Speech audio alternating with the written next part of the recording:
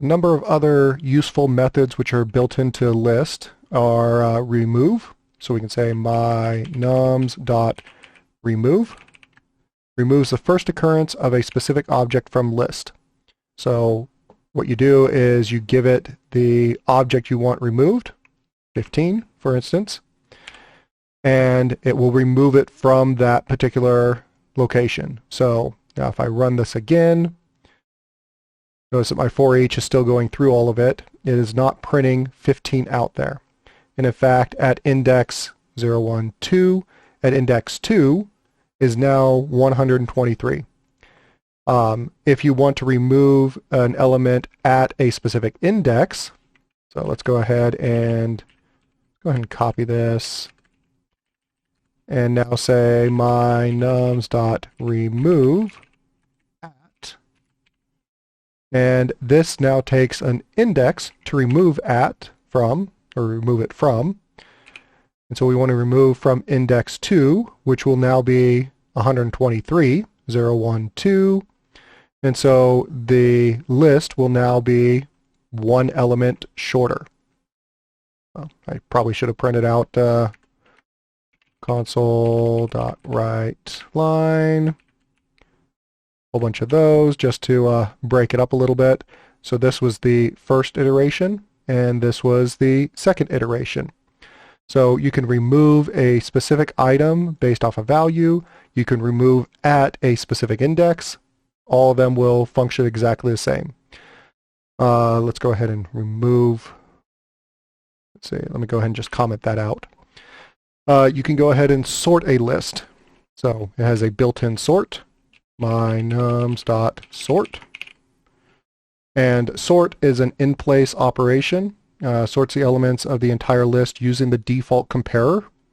And the default comparer for an int is it wants to sort it in increasing values. So the first element will be 15, the next one will be 24, then 42, 91, 123, and this number, which I probably should have chose a smaller number, 372,489,237.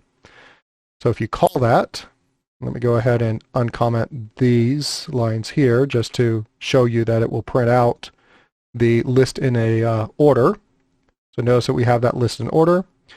You can also reverse a list, my nums.reverse.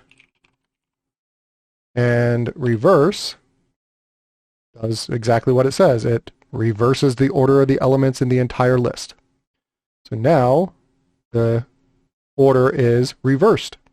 So you can sort, you can reverse, you can do a couple of other things. Let's say you can also find out the index of something. So console.writeLine my nums.index of, and then give it an element. Searches for the specified object and returns a zero-base index of the first occurrence in the entire list. So 42. And since this is a sorted and reversed list, it is now at index 3. If you have multiple copies of the same thing, you can do a comma, popped up and then disappeared. There is, where is it? Let me just go ahead and let's see, there is also the item and index, and that will be 42, specifies, well, it's, there it goes, specified object returns zero-based index within the range, the object to locate in the list, and it's not actually saying the index, but that's a start point for this index.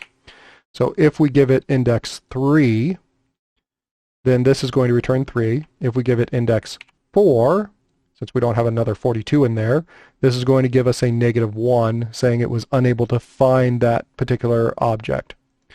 And this searching, finding the index of, is useful if you need to search through your entire list.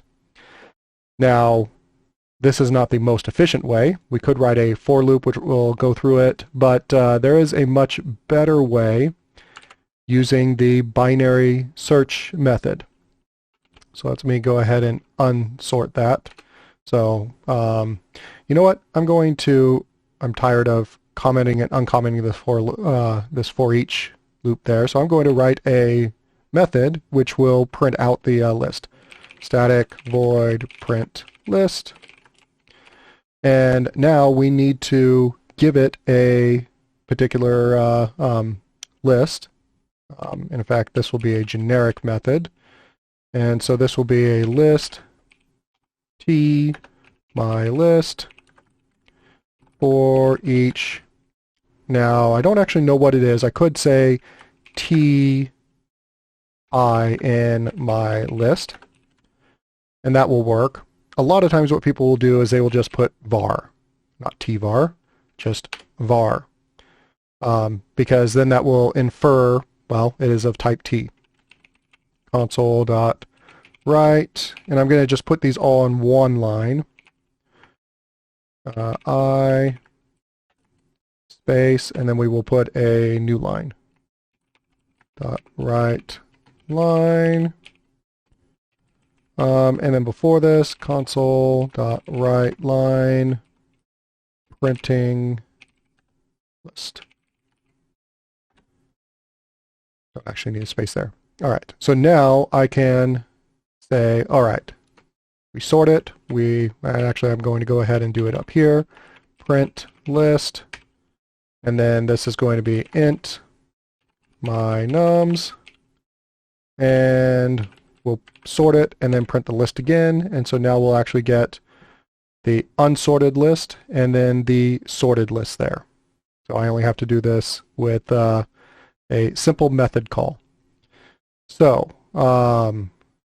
let's go ahead and you get back to what we were talking about. We were doing a binary search, or searching through there. So if your list is sorted, it has to be sorted in order for a binary search to work. You can go ahead and do console.write line, and then my nums dot, and there's this binary search method here. Searches a range of elements in the sorted list for an element using the specified comparer and returns the zero base index of the element. So if I say 42, this will search through the list and return the index for 42.